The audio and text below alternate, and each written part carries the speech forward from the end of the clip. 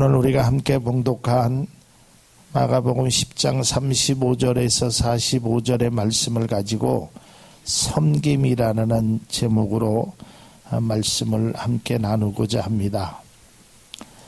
어떤 사람이 네이버에 보면 무엇을 묻는 지식이라는 곳에 이런 질문을 올렸습니다.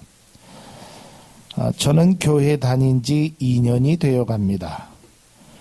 교회를 다니면서 마음도 치유하고 신앙도 생기고 좋기만 했는데 어느 순간부터 섬김을 강요합니다. 한번 해보니 오히려 시험에 들고 세상과 교회가 같아 보이기 시작했습니다. 처음으로 교회 사람을 원망하고 미워하기도 하게 되더군요. 결국 섬김을 포기했는데 또 다른 섬김을 요구합니다. 섬김 없이 신앙생활을 할 수는 없습니까? 그냥 이기적으로 볼 줄 모르지만 제 마음 평화만을 위해서 교회를 다니면 안 되는 것입니까? 이런 글을 네이버에다가 2017년 5월 달인가 글을 올렸습니다. 그러니까 이 사람의 말을 요약하면 교회를 다닌 지 2년 됐는데 교회를 통해서 마음의 평안도 없고 참 좋았는데 이제 성경 공부를 했든지 목사님이 이제 교회에서 섬기라고 하니까 그게 마음에 참 부담이 됐더라. 그러니까 그런 거 없이 그냥 신앙생활에서 내 마음에 좀 평안만 얻으면 안 되겠습니까? 하고 이제 질문을 올렸습니다. 그 질문에 대해서 어떠한 분이 이렇게 답변을 해줬습니다. 섬김 없이 신앙생활을 힘든 것이 아니라 섬김 없이 신앙생활을 하는 것은 불가능합니다. 한마디로 탁 그러면서 거기에다 이렇게 답니다. 왜냐하면 섬김이란 예수님의 명령이기 때문입니다. 그리고 거기에다가 한 줄을 더 달아서 이렇게 얘기합니다. 섬김은 강요로 되어지는 것이 아니라 자발적이어야 합니다. 라고 말합니다. 참 이 글을 읽으면서 참 우리가 왜 신앙생활을 하며 어떻게 신앙생활을 해야 되는지를 다시 한번 생각하게 됩니다. 물론 신앙생활을 통해서 우리가 마음의 평안도 얻고 신앙생활을 통해서 우리가 하나님께서 나에게 주시는 복도 받지만 우리가 신앙생활을 하면서 주님이 하라는 사랑, 용서, 또한 섬김 이런 것을 하지 않고 과연 온전한 그리스도인이라고 말할 수 있는가? 그렇지 않다라는 것입니다. 보통 이 섬김이라는 것은 아랫사람이 아니면 좀 약한 사람이 능력 있는 자를 이렇게 받들어 모시는 것을 보통 섬김이라고 합니다. 그러니까 자녀가 부모님을 섬기기도 하고요. 옛날에 우리나라가 많이 했던 것처럼 약하기 때문에 강한 나라를 섬기면서 조공을 드리는 그런 것을 보통 일반적인 섬김이라고 합니다. 그러나 성경은 더 나아가 그것만이 섬김이 아니라 오히려 내가 강한 사람이 약한 자를, 능력이 있는 사람이 능력이 없는 사람을, 지혜 있는 사람이 지혜 있는 자를 섬기는 것이 바로 그리스도인의 모습이라는 것이며 이것이 예수님이 우리에게 오늘 본문에 아주 핵심적으로 말씀하고 있는 것입니다. 마태복음 20장 28절에 보면 인자가 온 것은 예수님께서 온 것은 섬김을 받으려 함이 아니라 도리어 섬기려 하고 자기 목숨을 많은 사람의 대속물로 주려 함이라 라고 말하고 있습니다. 여러분 저는 이 섬김을 통해서 우리가 다시 한번 내 신앙을 다시 한번 점검해야 되고 이 섬김에 아주 중요한 것이 있습니다. 제가 전도사 시절에 그 설교를 한 기억이 있습니다. 그러니까 어느 집사님이 저에게 찾아와서 전사님 아주 귀한 말씀 잘 들었습니다. 제가 전사 때 배운 것도 많이 없는데 그 생각이 들었습니다. 무슨 설교를 했냐면 빌립보서 말씀을 가지고 우리가 보통 섬김은 자세가 두 가지가 있습니다. 뭐냐면 나는 가만히 있고 상대방을 이렇게 높여주는 겁니다. 이것도 섬김입니다. 그렇죠? 네. 근데 이거는 웬만한 사람들은 할 수 있습니다. 나는 내 위치에 가만히 있고 상대방을 높여주는 겁니다. 그런데 성경이 말하는 섬김은 그게 아닙니다. 다른 사람은 가만히 있고 내가 낮아지는 겁니다. 이게 진짜 섬김인 것입니다. 여러분, 세상의 섬김은 이따 뒤에도 말하겠지만 나는 가만히 있고 다른 사람을 높여주는 거예요. 그것은 조금 쉽습니다. 그러나 내가 낮아진다라는 것은 상당히 어려운 것입니다. 오늘 예수님께서 자기 목숨을 많은 사람에게 주려고 섬겼다라고 말씀하고 있는 것입니다. 신앙생활에 있어서도 섬김을 받고자 하는 마음이 아니라 섬겨야 하는 마음이 있어야 하는 것입니다. 오늘 장로님 기도하셨지만 우리 교회가 부흥되기 위해서, 우리 교회가 하나님의 칭찬을 듣는 교회가 되기 위해서는 모든 분들이 함께 섬김의 모습을 결코 잊어서는 안 되는 것입니다.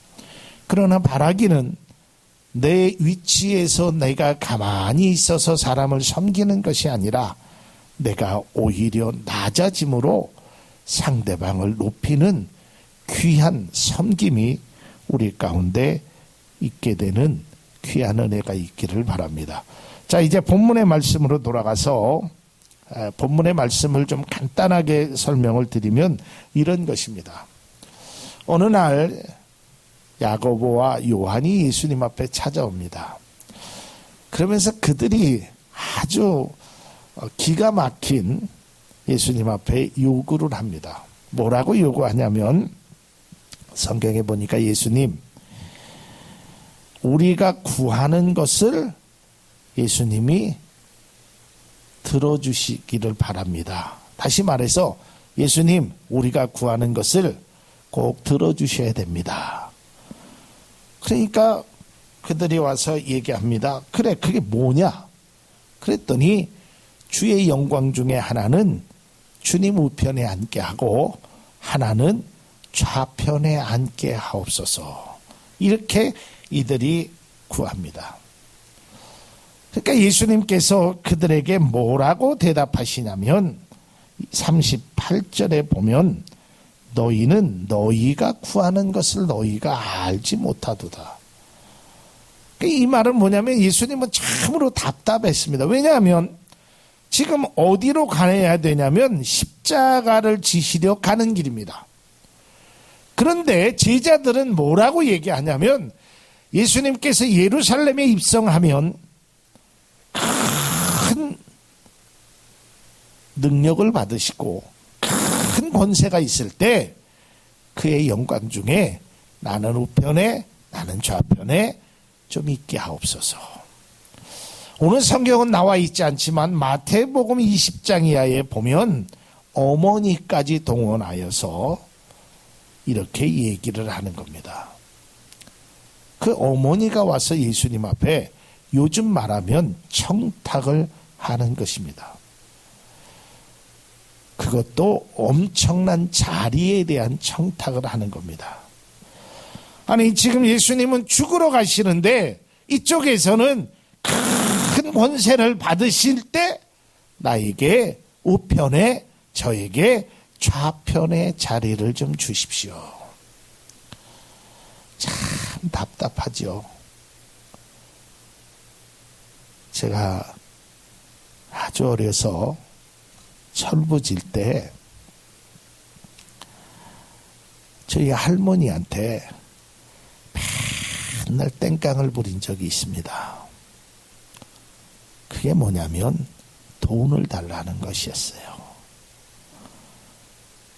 그게 뭐냐면 왜 우리 집 반찬은 맨날 김치만 있느냐고 투정을 부리는 것이었어요. 그때 제가 어린 나이에 뭐라고 얘기하냐면 그 할머니에게 쟤는 돈도 많이 있는데 왜 나는 없어? 저기 집에 가면 계란 후라이도 해주는데 우리 집은 왜 김치밖에 없어? 빨리 그거 해놔. 나 그거 먹고 싶어.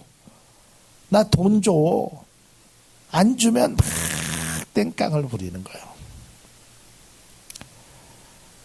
그리고 시간이 좀 지나서 제가 한 17, 18 됐을 때 우리 할머니가 그런 얘기를 하시는 거예요. 참 어려서는 속도 징글맞게 썩이더니 맨날 돈 달라는데 할머니는 돈이 없어가지고 내 속도 모르고 광에 쌀은 떨어지는데 이 녀석은 후라이를 해내라고 얘기를 하고 참 철이 없었다. 그런 얘기를 제가 나중에 들었습니다. 마찬가지입니다. 지금 예수님의 마음이 어떻겠어요? 물론 하나님의 아들로 천국을 향한 많은 백성들을 위하여 그 길을 열어주시기 위하여 십자가의 고난을 지시는 그 모습 속에서 제자들은 겨우 한다라는 것이 예수님 우리의 기도를 꼭 들어주셔야 됩니다. 그래 그게 뭐냐? 예수님의 영광 중에 나는 우편에 나는 좌편에 있게 하옵소서. 참 철 모르는 기도를 하고 있다는 것입니다.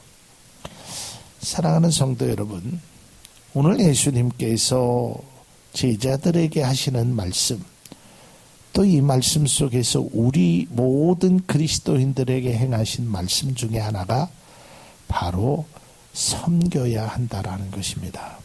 여러분, 교회에 이러한 섬김의 모습이 없으면 결코 바람직한 교회의 아름다운 모습을 만들어낼 수 없다라는 것입니다. 그러나 바라기는 제가 앞서 얘기했지만 예수님께서 말씀하신 오히려 나를 비워서 내가 낮추는 그런 아름다운 섬김이 우리 모든 성도들에게 또한 우리 교회 위에 있기를 주님의 이름으로 축복을 드립니다. 자, 이제 오늘 본문의 말씀을 통해서 섬김에 관해서 몇 가지를 좀 생각해 보고자 합니다. 그 첫째가 세상의 사람들이 으뜸이 되기 위해서 쓰는 방식을 한번 살펴보기를 원합니다. 여러분, 세상의 사람들은요, 으뜸이 되기 위해서 이 섬기는데 이것은 섬김이 아니라 아부하는 것입니다. 내가 권력을 얻기 위해서 그 사람 편에서 아주 그런 세상 말로 하면 간신배처럼 하고 있는 섬김의 모습이 있습니다. 그리고 높은 사람들 옆에 있으면 뭐 떡고물이라도 떨어질 듯이 그것을 기대하는 사람들의 모습도 있다라는 것입니다. 그래서 높은 사람들과 사진도 찍으면서 내가 이런 사람이라라고 그런 모습으로 살아가는 것입니다. 여러분, 이것은 진정한 섬김이라고 말할 수 없다라는 것입니다. 마태복음 20장 20절에서 21절에 있는 말씀 보면 그때의 세베대의 아들의 어미가 그 아들들을 데리고 예수께 와서 절하며 무엇을 구하니? 21절에 예수께서 가라사대 무엇을 원하느냐? 그러니까 그들이 아까 똑같은 나의 아들을 주의 나라에서 하나는 우편에 하나는 좌편에 앉게 하옵소서라고 말하고 있습니다. 그러니까 예수님 앞에 이렇게 절을 했다라는 것은 섬김을 의미합니다. 그런데 그 목적이 내가 이 섬김을 통해서 내 아들이 이렇게 되기를 원한다라는 것입니다. 이것은 참된 섬김이라고 말할 수 없다라는 것입니다. 요즘 말로 비유하자면 친인척을 동원해서 인사청탁을 하는 것입니다. 요즘 우리나라에 그 추석을 앞두고 아주 설왕설래했던 것 중에 하나가 바로 김영란법, 소위 말하는 청탁금지법입니다.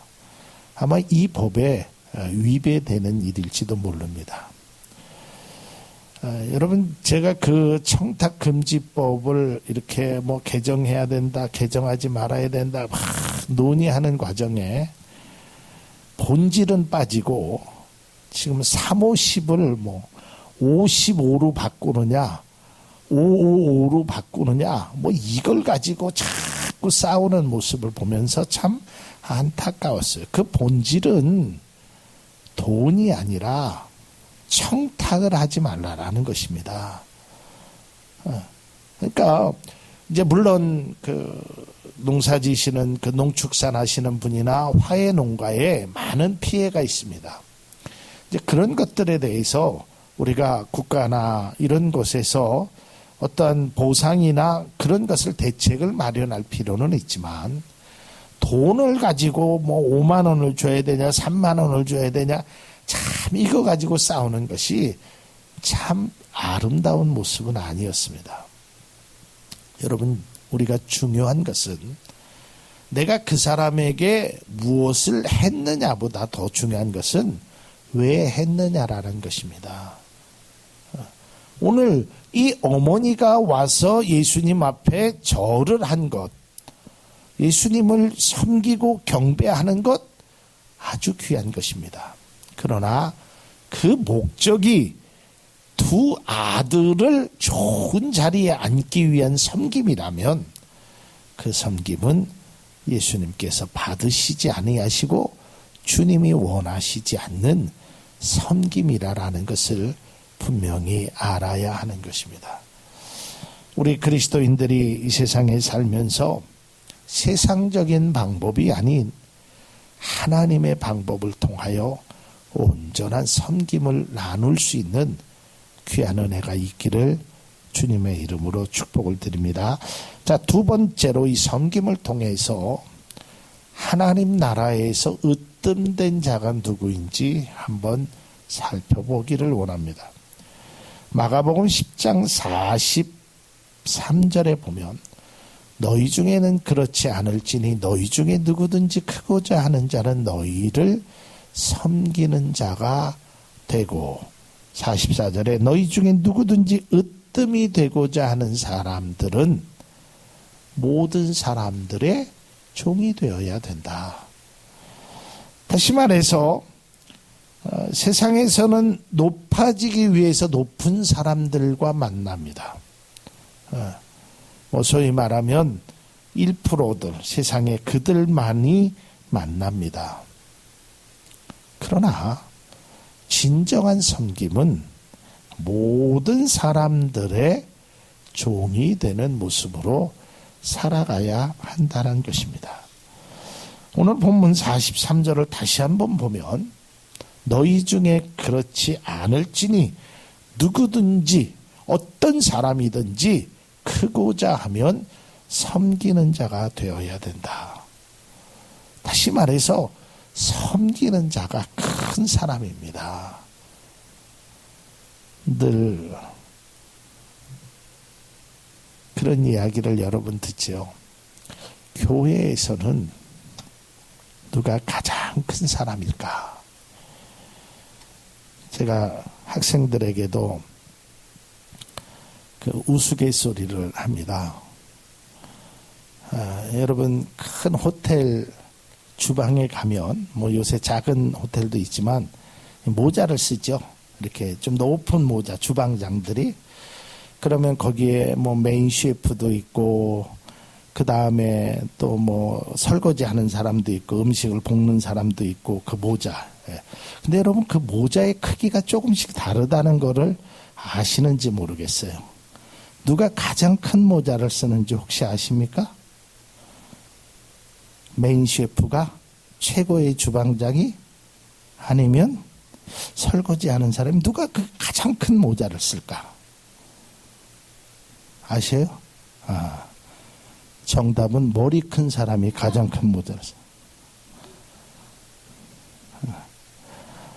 그냥 우스갯소리입니다. 근데 우리는요, 그런 것까지도 서열이 있는지는 잘 모르겠어요. 그런 것도 서열이 있어요. 그래서 내가 높다라고 이 완장을 차는 것, 이런 것을 원하고 있습니다. 교회에서 여러분 큰 사람이 어떤 사람입니까? 오늘 기도하신 장로님, 내조하시는 사모님, 권사님, 또 안수 집사님, 집사님, 목사님, 어떤 사람이 가장 큰 사람이냐? 성경은, 아니 예수님은 분명히 말하고 있습니다. 섬기는 자가 가장 큰 사람이다. 이거를 교회가, 성도들이 분명히 알아야 하는 것입니다. 성경에 보면 너희들이 은사를 사모하라 그랬어요. 또 여러분들이 직분을 사모할 필요가 있습니다. 집사님은 나중에 안수 집사님이 되고, 또 장로님이 되고, 또 권사님이 되는 것 사모할 필요가 있어요. 근데 문제는 내가 왜 장로가 되고 왜 안수 집사가 되어야 되는지에 관해서 내가 장로라는 완장을 찾다라고 생각하면 그것은 바르지 못하다는 것입니다. 그게 바르지 못한 것이에요. 내가 하나님 앞에 섬기기 위해서 그런 모습으로 해야겠구나 하는 것을 알아야 됩니다. 제가 오늘 하나님이 그런 지혜를 주셨는지 모르지만 이제 앞으로는 제가 이제 용어를 이렇게 사용하도록 하겠습니다. 이제 과거에 이제 그런 것 가지고 이제 이제 목사님의 이제 이름을 기도 중에 이제 우리 목사님을 위해서 기도해달라는 분도 있고, 또 이현구 목사를 위해서 기도해달라는 분들도 계시잖아요. 그래서 가능한 이제 목사의 이름을 쓰지 않는 것이 좋다. 이제 오늘 목사님이 이제 그런 말씀을 하셨습니다. 근데 제가 오늘 기도할 때 딱 그 생각이 난 거예요. 나도 이제 앞으로 우리 교회 장로님이 한 분이잖아요. 그래서 주보에다 이름은 내지만 제가 기도할 때 앞으로 장로님의 이름을 부르지 않겠습니다. 그냥 우리 장로님 이렇게 부르도록 하겠습니다. 그러니까 두 분이 있을 때는 뭐 할 수 없죠. 뭐 이름을 불러야 되지만 지금 장로님 한 분밖에 안 계시고, 또 제가 기도하는 분 보면 안수 집사님도 한 분이고, 이제 권사님은 이제 두 분일 때는 제가 이름을 이렇게 부르도록 하겠지만, 장로님에 대해서 이런 하나하나가 서로가 서로를 위하는 섬김의 모습이 되었으면 하는 생각을 가집니다. 목사가 된 것도, 장로님이 된 것도, 집사님이 된 것도 우리가 어떤 것을 얻고자 해서 하는 것이 아니라 오히려 섬기는 목사, 섬기는 장로님, 섬기는 권사님, 집사님들이 우리들이 추구해야 될 진정한 모습이라는 것을 우리는 꼭 알아야 하는 것입니다. 아무리 세상에서 많은 학식을 가졌다고 하여도, 배웠다고 할지라도 교회에서는 그것이 결코 자랑이 되어서는 안 된다는 것입니다. 제가 참 믿을 수 없는, 들은 이야기지만 믿을 수 없는 것 중에 하나가, 어느 교회는 장로님이 되기 위해서 일정한 학력을 가져야 된다. 나는 그걸 이해할 수도 없고 무엇을 근거로 그것을 하는지도 알 수 없습니다. 여러분 성경에 보세요. 예수님께서 부르신 사람들을 보세요. 뭐 학력이 있습니까? 직업이 있습니까? 그래서 사도 바울은 고린도 교인들에게 편지하면서 너희들을 부르심을 보라. 세상에 미련한 것을 택하사 지혜로운 자를 부끄럽게 하시고 세상에 배우지 못한 연약한 자를 들어 강한 자를 부끄럽게 하신다 그랬어요. 예. 여러분, 저는 교회의 모든 직분에는 저는 사실은 자격을 말하고자 하는 것은 잘못되었다고 생각합니다. 그러나 우리가 직분자로서 꼭 한 가지 잊어서는 안 되는 것은 그 직분은 섬기는 직분이라는 것을 꼭 기억해야 하는 것입니다. 그래서 우리는 목사도 섬기는 사람이 되어야 되고 장로님도 섬기는 사람이 되어야 되고 집사님들도 권사님들도 다 섬김의 모습이 진정 교회가 추구해야 될 모습이라는 것입니다. 교회는 그 어떤 사람도 으뜸이 되고자 하는 자는 섬겨야 한다라는 것을 꼭 잊어서는 안 되는 것입니다. 여러분, 교회에서 가장 먼저 생각해야 될 것이 바로 섬기는 모습이 우리 가운데 있어야 된다라는 것입니다. 여러분, 세상에서는요, 자기의 그 캐리어, 스펙 이런 것들을 자랑을 합니다. 그래서 나는 어느 대기업에 무슨 직책을 가지고 있고 나는 어느 대학을 다니고 있고 그래서 내가 지금 그러나 교회에서는 그런 것이 아무 의미가 없습니다. 여러분, 성경 어디를 찾아봐도 예수님이 네가 세상에서 무엇을 했느냐, 어떤 일을 했느냐, 어떤 능력을 가지고 있느냐 여기에 관점을 갖지 않으셨어요. 여러분, 목회자도 마찬가지입니다. 교회에서도 마찬가지입니다. 여러분들도 마찬가지입니다. 여러분, 나중에 우리 교회에 진짜 세상에 말하면 재벌이 우리 교회에 왔다고 해도 여러분들의 마음이나 여러분들의 생각이나 여러분의 모습이 절대로 흔들려서는 안 되는 것입니다. 저 또한 마찬가지입니다. 우리는 재벌도 섬겨야 되지만 연약한 사람도 섬겨야 되고 이왕이면 재벌은 내가 섬기지 않아도 다른 사람이 많이 섬길 거니까 더 연약한 분을 섬길 수 있는 그런 교회, 그런 성도가 진정 하나님이 원하시는 교회요, 성도라는 것을 꼭 기억할 수 있기를 바랍니다. 어찌 보면 교회는 하나님의 자녀들은 세상과는 구별되게 살아야 됩니다. 또한 세상과는 반대의 개념으로 예수님께서 말씀하고 있습니다.